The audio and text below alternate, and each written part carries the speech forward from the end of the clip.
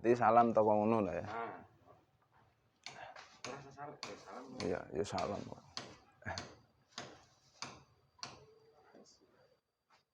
Mulai. Assalamualaikum warahmatullahi wabarakatuh. Rasulullah Shallallahu Alaihi Wasallam dalam hadisnya beliau mengatakan ala wa inna fil jasadi mudghatan idza saluhat saluhal jasadu kulluhu wa idza fasadat fasadal jasadu kulluhu ala wahyal qalbu. Ingatlah bahwa dalam jasad kita ada sebuah daging yang menggumpal, yang ketika daging itu baik maka seluruh jasad akan menjadi baik. Dan ketika daging itu tidak baik atau rusak maka seluruh jasad akan menjadi rusak. Dan itu adalah hati kita. Di sini seolah-olah Allah Subhanahu wa taala memberitahu kepada kita bahwa di dalam hidup tubuh kita itu terjadi susunan seperti sebuah kerajaan. Yang di situ ada rajanya dan ada rakyatnya. Dan gambarannya di situ adalah bahwa hati sebagai raja dan anggota badan dari tangan, kaki, mata, telinga, dan lain-lain semuanya adalah sebagai rakyat dari hati tadi. Maka di situ dikatakan ketika hati baik maka seluruh anggota badan akan menjadi baik, tangan menjadi baik, lisan menjadi baik, mata menjadi baik, dan kaki pun akan menjadi baik. Tapi ketika hati itu tidak baik, maka seluruh anggota badan akan menjadi tidak baik, akan menjadi maksiat, akan menjadi tidak taat kepada Allah Subhanahu wa taala. Di situ berarti Allah Subhanahu wa taala memberitahu kepada kita bahwa sumber kebaikan dalam hidup kita adalah kita harus memperbaiki hati kita.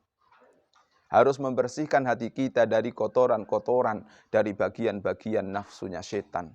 Sehingga nanti hati kita menjadi bersih dan benar-benar bisa mencapai derajat, yaitu takwa kepada Allah Subhanahu wa taala.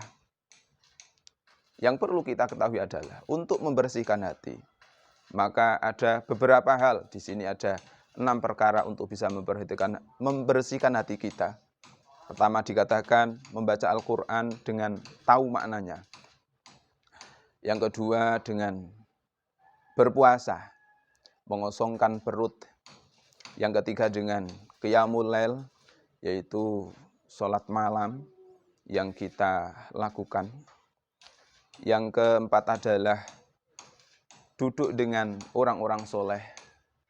Kita sering berkumpul dengan orang-orang soleh untuk mendengarkan kalam-kalam hikmah mereka, sehingga hati kita mendapatkan siraman rohani dari kata-kata mereka. Terus yang terakhir, yang kelima adalah makanan yang halal. Ini dikatakan makan halal adalah roksuha, sebagai sumber dari semua alat untuk membersihkan hati. Ada ulama yang memberi gambaran bahwa makanan adalah sebagai biji dari gerakan dalam badan kita.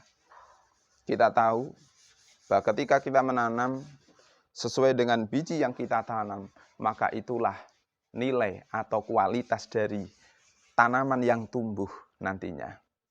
Begitu juga dengan seberapa atau sebaik apa makanan yang kita makan, maka itulah hasil. Nanti gerakan dalam hidup kita akan baik atau buruk, maka kita lihat dari gerakan dari makanan yang kita makan. Nah, idza dakhala halalan kharaja halalan, wa idza dakhala haraman kharaja haraman. Ketika makanan yang masuk ke dalam perut kita adalah halal, maka akan keluar gerakan-gerakan yang halal. Ketika makanan yang masuk ke dalam perut kita adalah haram, maka akan keluar gerakan-gerakan yang haram. Dan apabila yang masuk ke dalam perut kita adalah syubhat, maka akan keluar gerakan-gerakan yang syubhat. Maka dari itu sangat penting kita harus membersihkan makanan kita dari segala yang menunjukkan keharaman ataupun menunjukkan kesyubhatan. Ada seorang ulama yang mengatakan bahwa beliau pernah makan atau minum satu teguk minuman yang haram.